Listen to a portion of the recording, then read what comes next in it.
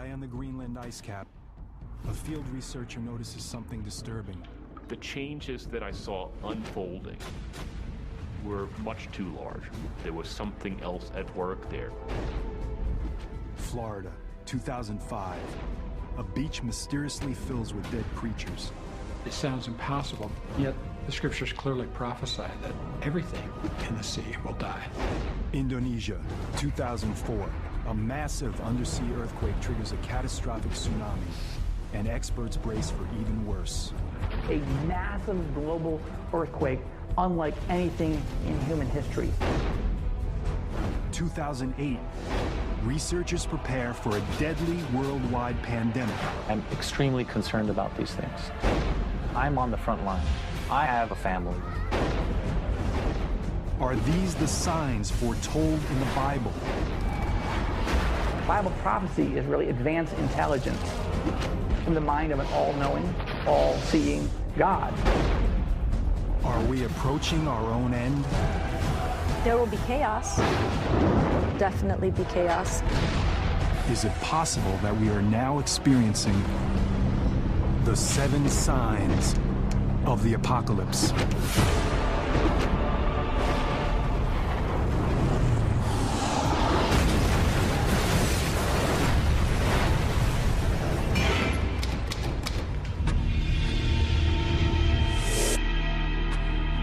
Throughout history, every civilization has considered its own end. In fact, the term apocalypse translates into a veil lifted, disclosing something hidden from mankind. The key to decoding the prophecy lies here, in the book of Revelation, the last book of the New Testament. Revelation was written by a prophet named John of Patmos in about 100 AD. Of all the books in the Bible, it is the most mysterious and controversial. The book of Revelation is meant to paint a picture of the total devastation of the earth in preparation for the day of judgment, God's master plan for the end of the world. And the book of Revelation describes this master plan as being written on a scroll that's sealed with 7 seals. As each seal on the scroll is broken, there is a new disaster. A new sign that the end of the world is near.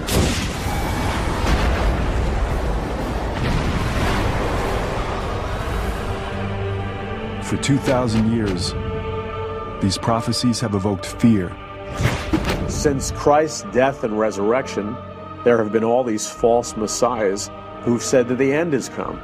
However, every person knows, whether they're an atheist or a Scientologist or a Hindu or a Christian or a Catholic or a Jew, every person knows that we are on the verge of apocalypse. Could the biblical prophecy of the 7 signs, written nearly 2,000 years ago, now be coming true? Astonishingly, modern science seems to confirm these unfolding signs. Scientists agree that the world will end. And scientists agree that many of the features of the end of the world may resemble phenomenon, catastrophes that are described in Revelation. What they disagree about is whether this is the will of God, as prophesied in Revelation, or whether it's just an accident of the natural world. To those who believe in the book of Revelation, the warning signs that mark the beginning of the prophecy are clear. The 4 horsemen of the apocalypse.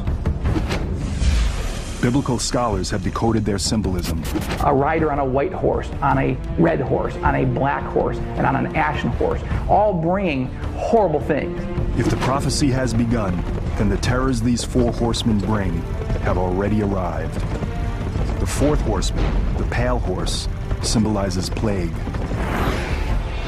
And when he had opened the 4th seal, I beheld a pale horse, and his name that sat on him was Death. The 4th horseman of the apocalypse is a scary prophecy.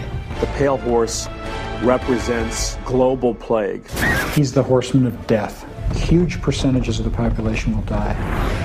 Even in our modern era, we've seen unimaginable human suffering. Every year, over 1 million people die from malaria alone. The threat of global pandemics strikes fear even among scientific specialists. I'm extremely concerned. Number one, I'm on the front line. I have a family. I have children who are basically being set up for these illnesses. It's always too late after the fact, and we need to put more work and efforts into trying to find vaccines, trying to find preventative measures for these illnesses before they happen. As we'll see, plagues are only the beginning. The third horseman adds another dimension of human destruction, the Black Horse.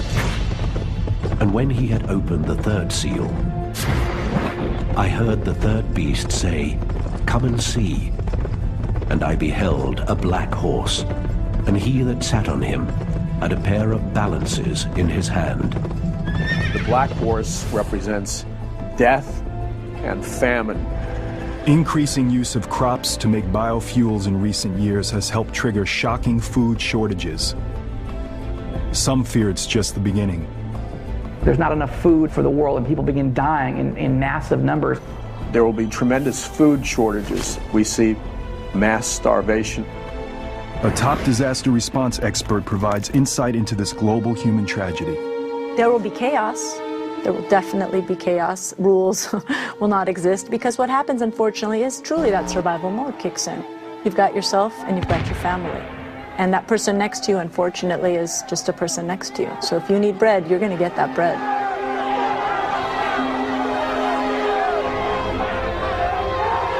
The second horseman brings even greater catastrophe. And there went out a horse from him that was red. And power was given to him that they should kill one another. The red horse represents massive war and conflict on planet Earth. The evidence of this sign already surrounds us. War, genocide, terrorism. Incredible human suffering unfolding all over the globe. But where is it all leading?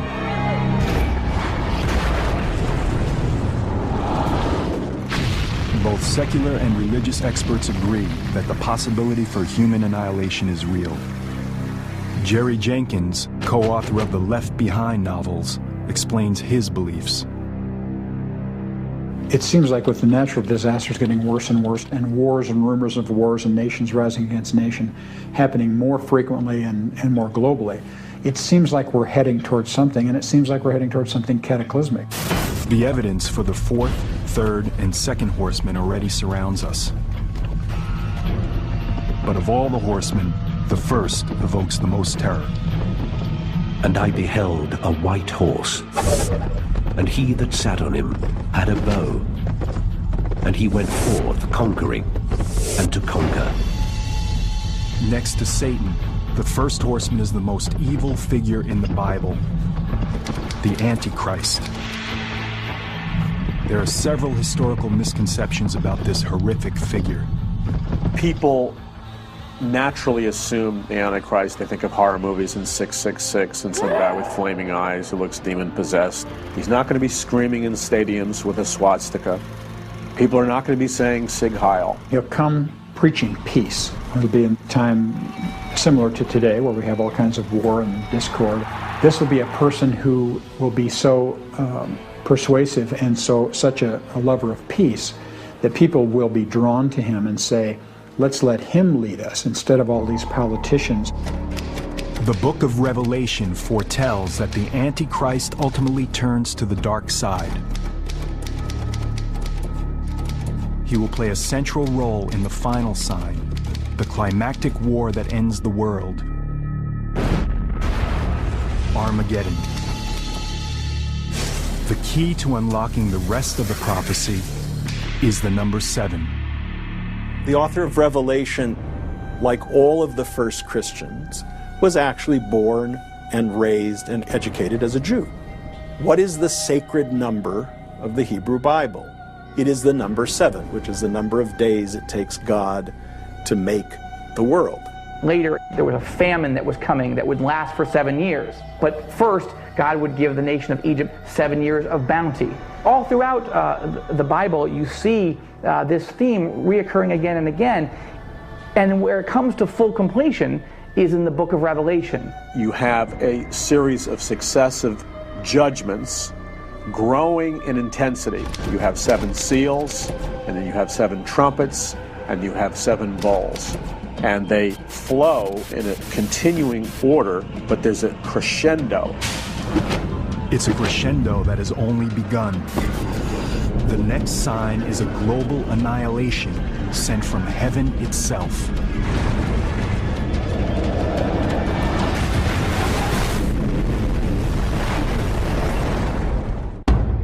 The 7 signs foretell far more than 7 disasters befalling mankind.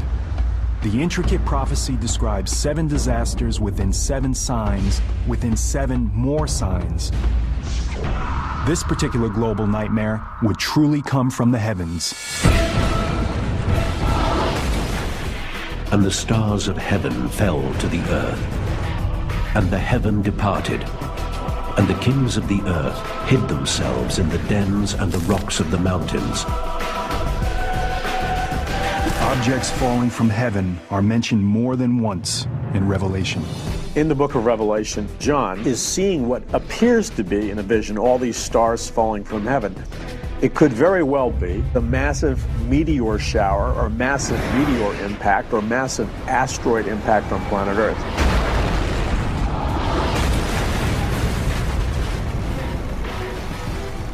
John's vision is rooted in the real history of comets and meteors striking our planet. Throughout history, phenomena in the sky, especially comets and meteors, have been deeply unsettling to human beings. During biblical times, only one power could cause the stars to fall. The most obvious explanation is that God is doing something to express his displeasure. Biblical scholars have discovered a word that's mentioned several times, one that ties directly to the prophecies. It's a star that derives its name from a plant with an appropriately bitter taste. Wormwood. When the 3rd angel blew his trumpet, a large star fell from the sky. The star was called Wormwood. Could the wormwood prophecy be fulfilled by an asteroid heading towards Earth? Wormwood is a scary prophecy because it does such damage, killing so many people and so much plant life and so much animal life. It's clearly something to be so huge it'll be trackable by modern technology. What religion has interpreted as prophecy, scientists like Dr. Phil Plait now view as fact. Far and away the biggest danger from the sky would be an asteroid impact, because if we wait long enough, it will happen. A big rock is going to hit the Earth. 100% guaranteed, rock solid, bet on it. There are meteors out there. They do hit the Earth periodically. Meteors large enough to cause serious damage hit every century or so. Can an asteroid hit the Earth and destroy everything? The signs already surround us. A chunk of iron, probably about 50 yards across, slammed into the desert out there about 50,000 years ago. The amount of energy that was released, probably something like 20 megatons, which is 20 million tons of TNT exploding all at the same time. One event defines the extreme. 65 million years ago, scientists believe an asteroid hit the Earth with an unimaginable impact. Our planet got incinerated, cremated. A rock about 6 miles across, now mind you that's bigger than Mount Everest, hit the Yucatan Peninsula in the Gulf of Mexico. The energy from this impact was beyond belief. That much mass with that much velocity is about 100 million megatons of energy. And a megaton is an average size hydrogen bomb. So 100 million hydrogen bombs of energy. The 6-mile wide asteroid caused damage on a biblical scale. All of that energy of motion was converted into heat. It vaporized a huge amount of seawater. It created a tremendous plume of vaporized water and molten rock as it hit the Earth's crust. There were tidal waves, tsunamis, that may have been hundreds of meters high. The Earth shook, equivalent to what they call a magnitude 12 earthquake. It splashed debris around the entire planet, which came back down into the atmosphere and heated up like shooting stars, with about 20 million megatons of energy. Within a few hours of impact, fires were raging across every continent. It was literally hell on Earth. Can an asteroid trigger an apocalypse? It may already have, just not for mankind. The evidence is clear. An asteroid collision could happen, so it's not a question of if, but when.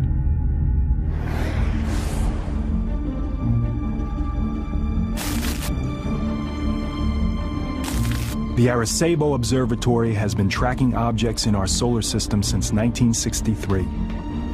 It is still the largest telescope on the planet. Unlike optical telescopes, radio telescopes like Arecibo make their observations electronically, similar to how radar works. We have a 1 megawatt radar system, possibly the most powerful radar system on Earth, that we use to track asteroids and get very precise information about the trajectory of these asteroids. And therefore, we can indeed improve our knowledge of the orbit of these objects, and we can tell whether an object poses a danger or not. What they're finding is startling to religious and scientific communities alike. The objects that are dangerous to us are the ones that are big enough to do substantial damage. Those are taken to be the ones that are sort of 500 feet across and larger. Of the 500-foot size, there's 10,000 to 20,000, I'd say. And we know where maybe somewhere between 10 and 30% of those are.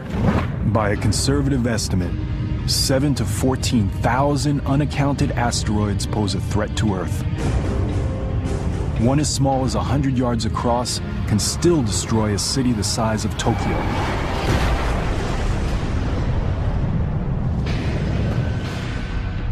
If one of these asteroids fulfills the Wormwood prophecy, if it is one of the 7 signs, it would be an apocalypse unlike anything else in human history. If you have an asteroid that's a couple of 100 yards across, it's the size of an entire football stadium, and it comes in, it'll pass through the Earth's atmosphere and it gets very hot. So if you were standing, say, in New York City and it were going to impact there, you would look up and you would see this huge ball of light going across the sky. You would feel the heat from it. It would be like standing underneath an extra sun. As the Wormwood asteroid gets closer, the heat will intensify. It would get hotter and hotter and hotter, and it would be like sticking your head in the oven and turning it on broil. You would actually catch on fire. The buildings would be set on fire. Within seconds, every building in Manhattan will be set ablaze. But the fire won't last long. That fire would be put out almost instantly when the rock actually hit the ground.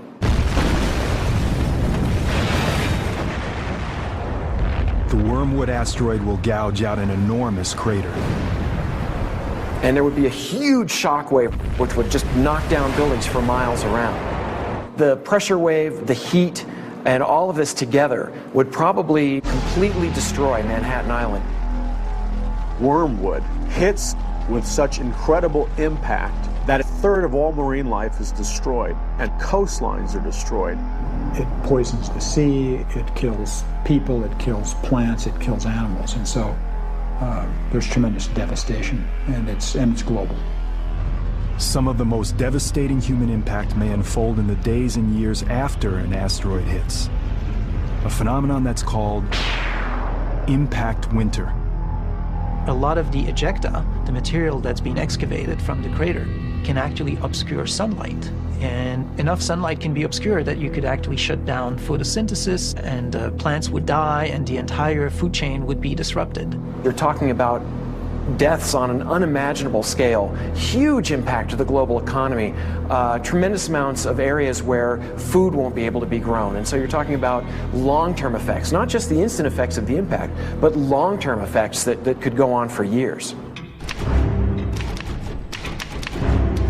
Death from the heavens can happen, almost as the prophet John describes in the book of Revelation. It is only the beginning of the journey toward the ultimate biblical apocalypse. Believers in the 7 signs and scientists both agree a plague that could kill millions may just be a matter of time. The 7 signs prophecy describes horrifying disasters. But for those who believe in the end times, God unleashes all his fury, and the worst is on the way. Disease. It's been feared by every civilization since the dawn of man. Even today, humanity is still terrorized by several epidemic diseases. Severe acute respiratory syndrome, or SARS, struck 29 countries.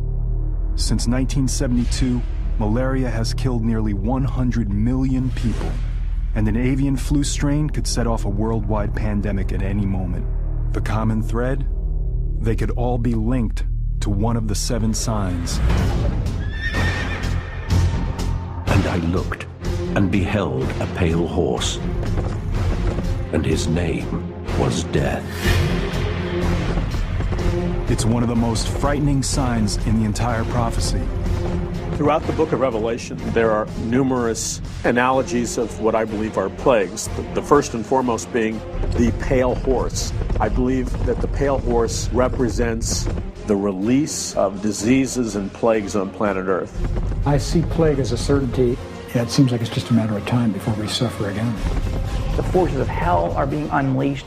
You have plagues, you have diseases, you have death of almost every type, to the point that the Bible describes 1/4 of the Earth's population perishing. 1/4 of the world. Well over 1 billion deaths. It's a difficult number to comprehend. Is there really anything out there that can cause humanity to suffer on this scale? Once again, scientists provide the hard data. Every 10 years, you're going to get a very bad strain of a virus. Every 100 years, you're going to get a catastrophic pandemic virus. We know this. It's not something that's new. All you have to do is look at your history. History. Our past is a long timeline of plagues and pandemics dating back to the beginnings of recorded time. During the time John of Patmos writes the book of Revelation, around 100 AD, plagues strike in the areas of modern-day Libya, Egypt, and Syria, very near the island of Patmos itself. It's even possible that John has direct knowledge of these outbreaks. But the deadliest plague of them all hits during the Middle Ages, the Black Death. The bubonic plague slashes through Europe in the 1340s, killing between 25 and 50 million people. The disease causes large, painful black swellings, called buboes, which give the plague its name. By the year 1400, the death toll reaches 100 million worldwide and reduces the Earth's population from roughly 450 million to as little as 350 million. As might happen today, some victims looked for answers in the Bible and believed the plague to be the punishment of a wrathful God. The Black Death was invested with spiritual meanings at the time that Europeans were afflicted by this plague. It was the classic form of punishment that God brings down on earth, not only in Revelation, but even in the account of the 10 plagues in Egypt during the Exodus. So the use of plague as evidence of God's displeasure is an old tradition and can be found very prominently in the book of Revelation. As survivors gain immunity, the Black Death recedes. But fear of the killer bug continues for centuries. The worst pandemic in modern times begins in 1918, just as the most destructive war in human history is ending. Doctors call it the Spanish flu. It's a deadly influenza that sweeps the world and kills an estimated 20 to 100 million people, making the Spanish flu more than twice as deadly as World War I. It's not really known where it actually started, but what we now think happened is that an avian bird flu virus mutated where it could be transmitted from person to person and just spread throughout the world very rapidly. An avian virus. If it sounds familiar, it should. Today, scientists are worried about another avian flu strand, a virus called H5. And this time, the danger is even greater.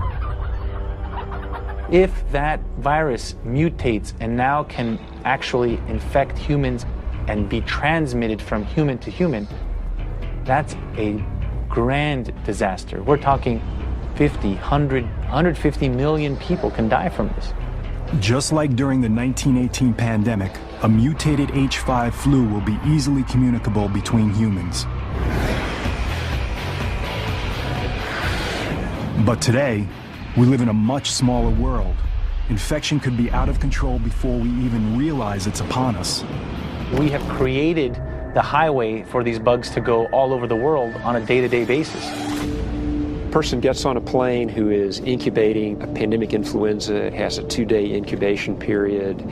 They arrive somewhere else in the world that doesn't suspect that a pandemic has started, and transmission could be going on for a while before it's detected. And this could be happening in multiple areas of the world.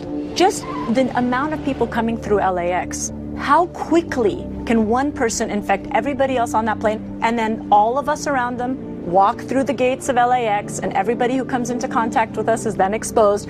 Then I go home and my family and my daily life. Once that happens, we have no immunity. We have nothing. The symptoms of H5 start off innocuously enough that an infected person might not have any idea of the danger.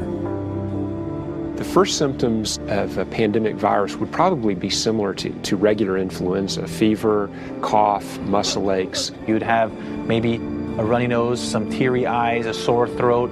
But the symptoms progress rapidly. Your muscles hurt, your throat is sore, you start coughing, next thing you know you have trouble breathing. There would be rapid progression, shortness of breath, cardiac arrest, renal failure. It's about 4 days from when symptoms develop to when you get in a hospital, and it's about 9 days to when you die. But as dire as these predictions appear, avian flu may not even be our greatest danger. The most threatening plague may have more sinister origins. The pale horse, I believe, represents death, but I believe it represents a specific kind of death, and I believe it represents the death that would come from biological warfare, either through an act of terrorism, through a security breach, through military conflict. A vial cracks, a truck crashes, it goes into the food supply. Numerous biologically designed plagues are released on planet Earth. There's no remedy for them. They spread like wildfire. Millions of people are going to die.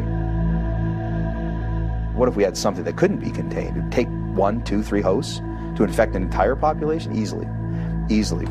As an expert on weapons of mass destruction, John Barton understands the threat today's bioengineered viruses pose. With the way bioengineering is adapting right now, I think that is our largest threat. Biological weapons systems are only limited by their delivery measure.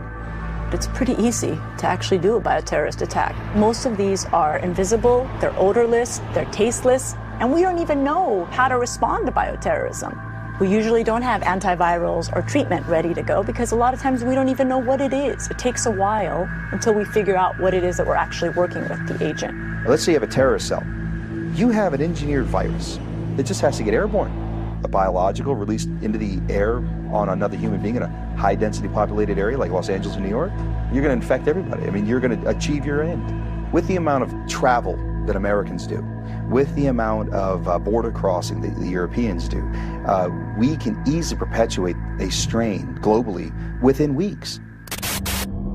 For doctors, it will be like getting hit with the tsunami of the sick and dying. Around the world, hospitals will be ground zero. We don't have the resources currently, or the facilities currently, to handle what might be the influx of sick patients into hospitals, ERs, communities. Every ER is full. Every hospital bed is full. Every nurse is maxed to their limits. Every doctor, ER physician is maxed to their limits.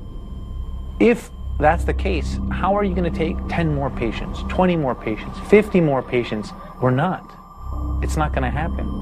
There's no way the system can withstand that.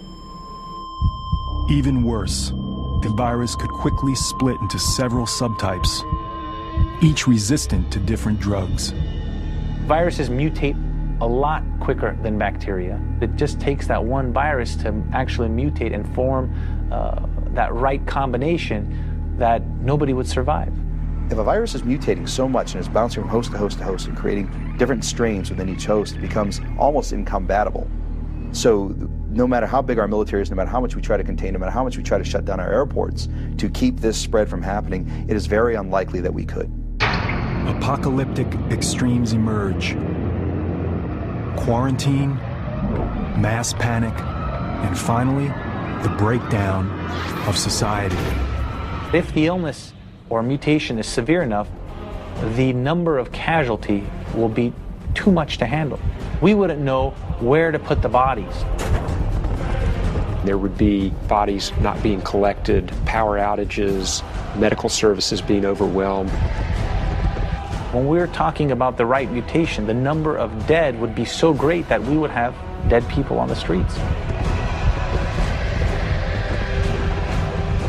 You have mass death and no antibiotic to cure it because they were laboratory designed, genetically engineered plagues.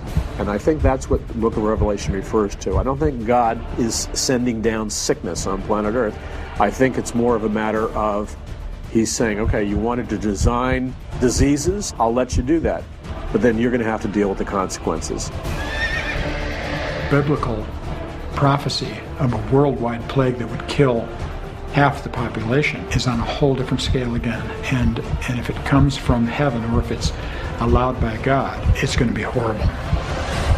And both science and religion agree, it may only be a matter of time.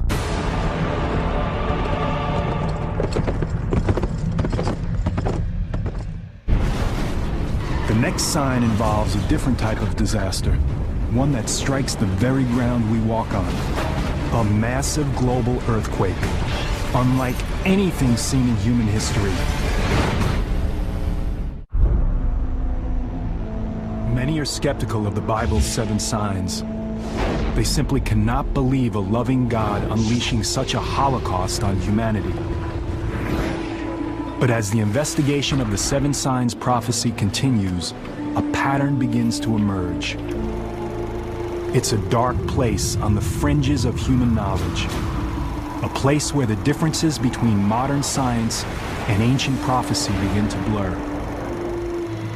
The next sign brings that dark place into sharper focus, revealing a new level of horror and destruction. Within the last decade alone, the world has been struck by a series of catastrophic earthquakes.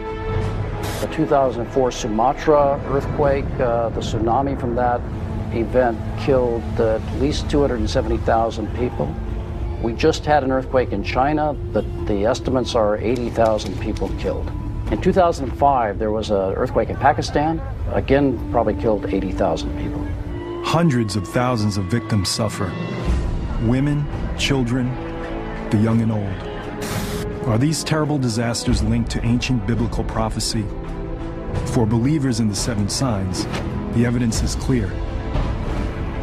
And I beheld, when he had opened the 6th seal, there was a great earthquake.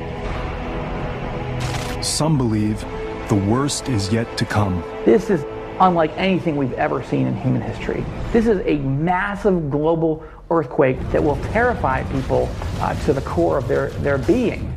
Imagine killer earthquakes striking all over the world at the same time. Even scientists are terrified by the possibilities. We're planning for ourselves here in the US, but if you think about some of the other places like Bangladesh, in Dhaka, an earthquake there, oh my goodness, the numbers will be staggering. For many devout Christians, it's a glimpse into the destruction foretold by the 7 signs. One more evidence that God is trying to literally shake the human race awake to their need for Him.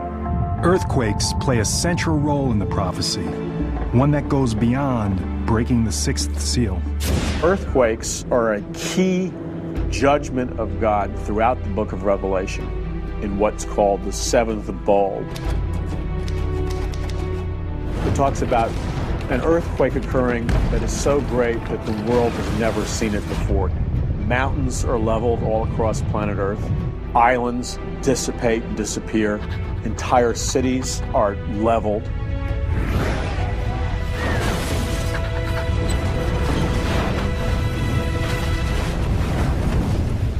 For believers, a quake this gigantic and destructive would have to be an act of God. The judgments in the book of Revelation, that many of them will be intensification of natural phenomena that we see today. I'm not sure you can take a look at the natural world today and say, well, that's what it is and that's what it's going to be. It is literally a supernatural event. Earthquakes have a long history that predates the Bible. One of the leading scientists on the subject is Thomas Jordan, director of the Southern California Earthquake Center. Earthquakes are among the largest killers of human beings in terms of natural disasters. We know of at least 21 earthquakes that have killed more than 50,000 people in recorded history. Earthquakes strike along fault lines, places where the gigantic plates that make up the Earth's crust collide. With each plate weighing trillions of tons, the amount of energy unleashed by a major quake is enormous. In fact, the island of Patmos, where the book of Revelation was written, lies in an area that's noted for its violent seismic activity. It's even probable that John of Patmos himself experienced the terror of earthquakes firsthand. The same is true for his earliest readers, the Christians living in the eastern part of the Roman Empire. To them, the symbolism of earthquakes was clear. They were the judgment of a wrathful God. We know when you get to the very end of the bowl judgments with the great earthquake, that there's great fear and an understanding that they're facing the wrath of God. God is unhappy. Today, experts are trying to gain a more scientific insight into these calamities. In California, geologists drilled deep to place sensitive instruments directly into one of the world's most dangerous earthquake faults, the San Andreas. At this point, the earthquake science community is faced with a situation in which we don't really have the ability to predict earthquakes. This is the first time anyone has drilled into an active plate fault. By setting up a monitoring station directly in the fault zone, seismologists hope to learn whether or not earthquake prediction is possible. Yet to scientists, one thing is very clear. We know those events are going to happen. It's just a matter of when. True believers in the seven signs see a far more powerful force being unleashed. I'm not sure if those scientific explanations are necessary. If God just decides to cause an earthquake, he can just make that happen. We now know what causes earthquakes, and we know that they will continue to occur. What would have to happen today for an earthquake to be seen as a sign from God? To fulfill that prophecy, it would have to be a massive series of global quakes, striking cities along every fault line. San Francisco, Tokyo, Shanghai, Athens, Istanbul. The list would include cities in the U.S., especially those near the San Andreas Fault. It runs from the southern end of the state all the way through the urbanized regions of Los Angeles and up through San Francisco into Northern California. Alina Dorian has spent much of her career planning for that dark day. The worst time for an earthquake to hit would be when you have the most population out in places where it's the highest risk, which means in high-rise buildings, roadways, having the kids in school so they're all separated from their families. It would be a tremendously violent event. The ground could move by 10, 20 feet. It would be shaking strong enough that people would be literally thrown to the ground. They couldn't stand. And if you were next to tall buildings, Windows falling out of tall buildings would be a tremendous hazard. Anything that falls from a significant height is basically just like a stray bullet. Now add to that glass, which is in those large structures tempered and made to withstand significant wind. It's basically falling blades. So the amount of trauma that those things would cause would be enormous. Many of the older brick buildings would collapse. The older concrete frame buildings would collapse outright. You'd see some floor slabs that were just pancakes with people stuck in between them. You're going to get amputations, pneumothorax, which are collapsed lungs, crushed hearts. If you're bleeding out and you can't get to the hospital, you will die. Even people in LA's modern steel frame skyscrapers, the kind that are designed to withstand large quakes, aren't totally safe. At the very least, the building would begin to sway. For such a large earthquake, we'd anticipate that we'd see collapses of some of those buildings as well. In a few minutes, the shaking will be over. But for those who survive the initial blow, the horror is just beginning. Fires caused by broken gas lines and fallen high voltage wires will spread throughout the city.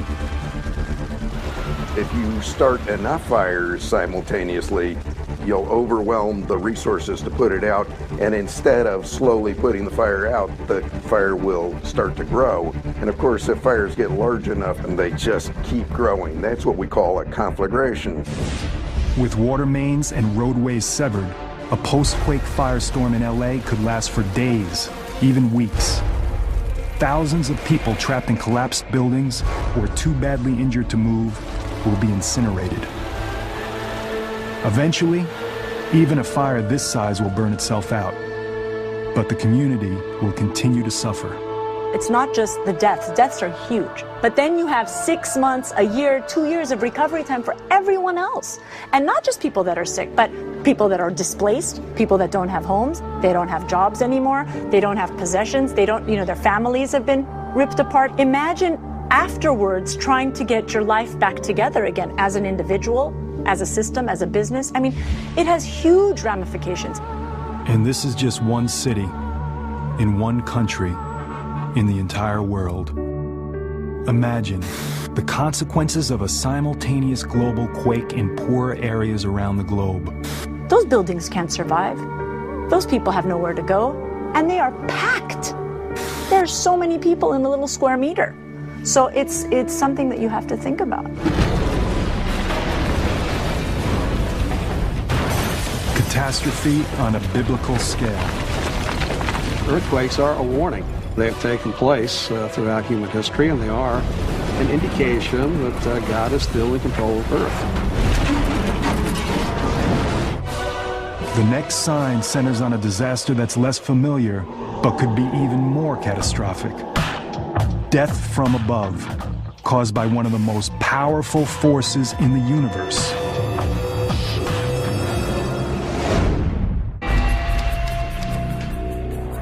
The investigation into the truth behind the 7 signs prophecy has already uncovered a massive amount of evidence.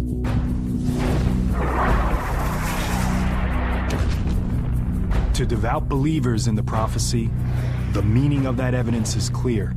God just sends sign after sign, event after event, trying to wake people up. To these evangelical Christians, it reveals God's master plan for the destruction of the world and the second coming of Jesus Christ.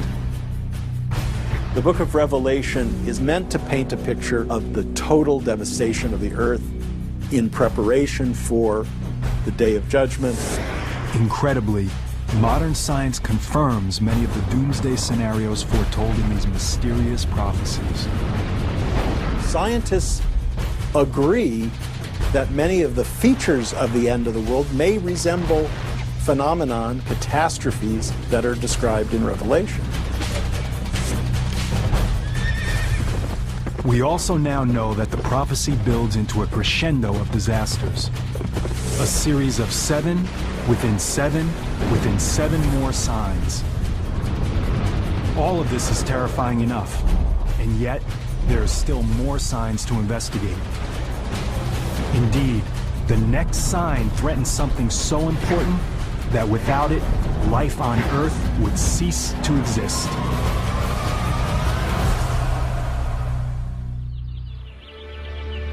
Our sun rises each day, bringing light, warmth, and life. Our world relies on the sun's rays for its very existence.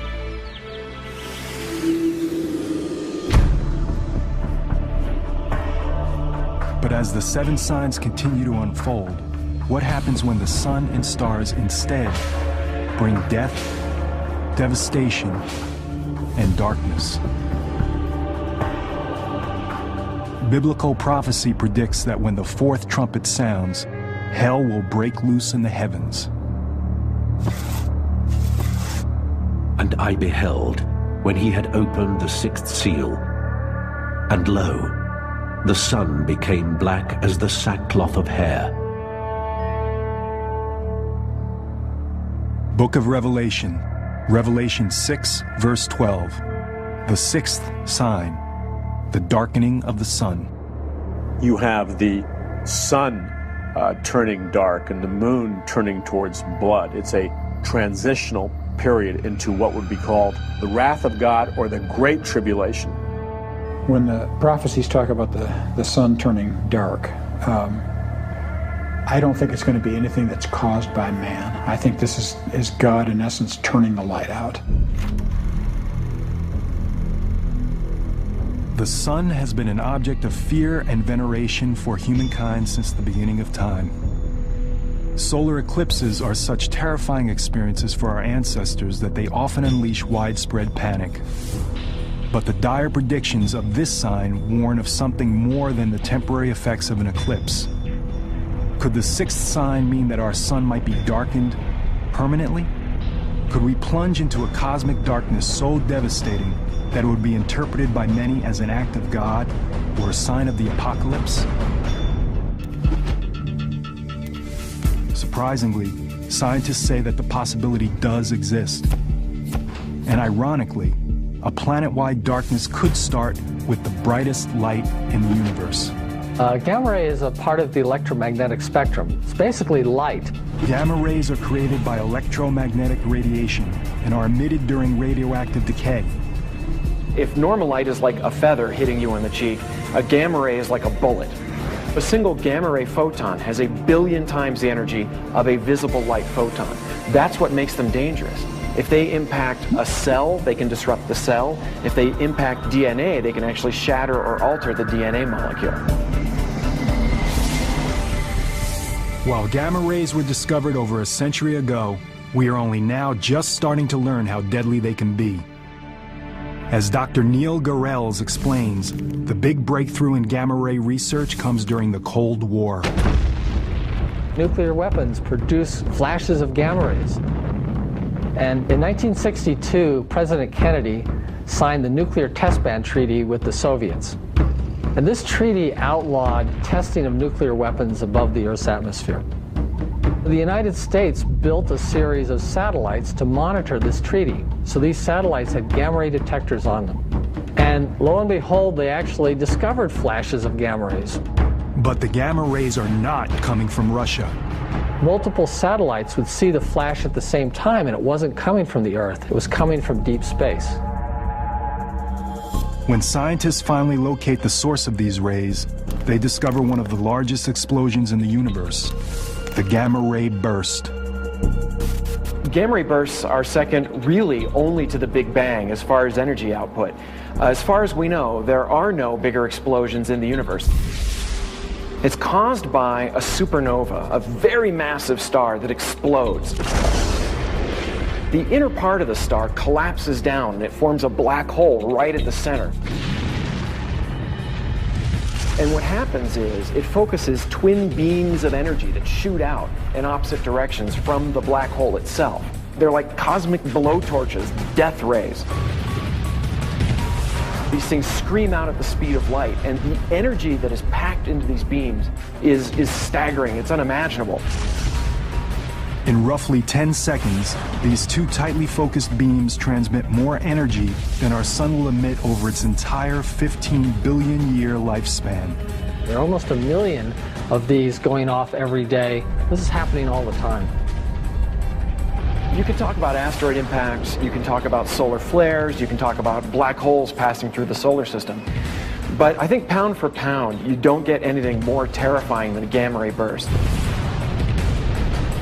Anything within 1,000 light years that lies in the path of gamma ray beams is simply vaporized. Fortunately, there are no stars close enough to vaporize our planet. But the radiation from a gamma ray burst even several thousand light years away can still devastate the Earth. In fact, there's evidence that our planet may have already been hit. Several 100 million years ago, back when the trilobites were the kings of the Earth, these little crab-like guys that were swimming around in the ocean, it's possible that a gamma ray burst actually went off close enough to the Earth to wipe out these trilobites and a lot of life on the Earth. This was one of the biggest mass extinctions. It was even bigger than the one that wiped out the dinosaurs. A nearby gamma ray burst will clearly pose a danger to life on our planet. But according to prophecy, the sun and moon will be darkened. How can this blinding flash of light send our world into darkness? The answer lies 8,000 light years away. The star is called WR104. It's a funny name, but that's what we call it. And it's close enough to hurt us, and it may be aimed at us. It's reaching the end of its lifetime, and it could, any year, blow up. So what will happen if this distant star explodes? You would have literally no warning, because gamma rays themselves are light. And so they're traveling at the speed of light, and since nothing can travel faster, as soon as they hit the Earth, that's it. That's our warning. So basically, we would see it, and that would be it.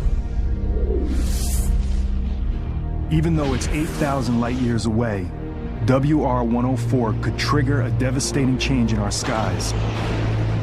Strangely enough, it's this massive blast of light that could plunge us into the darkness foretold by the 7 signs. A gamma ray burst alters the Earth's atmospheric chemistry. It can create a layer of what is essentially smog, a thick reddish-brown, dark layer of smog that would block sunlight, and that would actually lower the Earth's temperature. It could cause an ice age. Photosynthesis will be interrupted. Plants across the globe will die. It's also possible the sudden change will wipe out the critical bottom layer of the food chain. Changing the microscopic life in the ocean changes the very base of the food chain. If you were to kill all of the plankton in the ocean in a very short period of time, life would stop immediately. The whole system collapses. It's a big chain. Everything is linked to each other. The whole thing is going to fall apart. Trapped beneath darkened skies on a frozen, dying planet, the effects of a gamma ray burst will be a nightmare for mankind. One foretold by the Bible centuries ago, a prophecy that for some will signal the end times. At the end of time, things will be out of order. Things will be turned on their heads. The sun, which is a source of light, turns to black, and the meaning assigned to this upheaval is the imminent working of God's will to bring the world to a final end. I don't think God needs to use anything specifically scientific to make it happen. But he could. I mean, if it's a gamma ray that causes this, he'll use whatever he has at his disposal to make it work. In the vastness of space, there's no way to know if this sign will happen. Everything in the universe is a matter of probabilities and chance. If your star and your planet happens to be near another massive star that's blowing up, that's it. But the threat is out there. And at 8,000 light years away, WR104 may have already exploded, and its deadly gamma rays could already be heading our way. And as frightening as this sign is, the biblical march toward apocalypse is about to get even worse. It's a disaster that conjures up images of hell itself.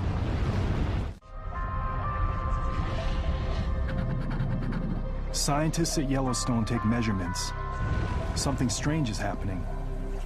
Could it be the site of a future biblical disaster? Could it be part of the 7 signs? And the second angel sounded, and as it were, a great mountain was cast into the sea. In the second trumpet judgment, it talks about a great mountain falling into the ocean. That could be an asteroid, but it uses the term mountain, and then it uses the term fire. A mountain bursting out of the ocean, erupting with fire. It's one of the most dangerous and destructive forces on Earth. Could one of the 7 signs be a volcano? A look back at ancient history provides a clue. The images of fire and brimstone that define hell were inspired by the flaming magma and sulfuric gas emitted by volcanoes. Like many violent natural events, volcanic eruptions are seen by our Christian ancestors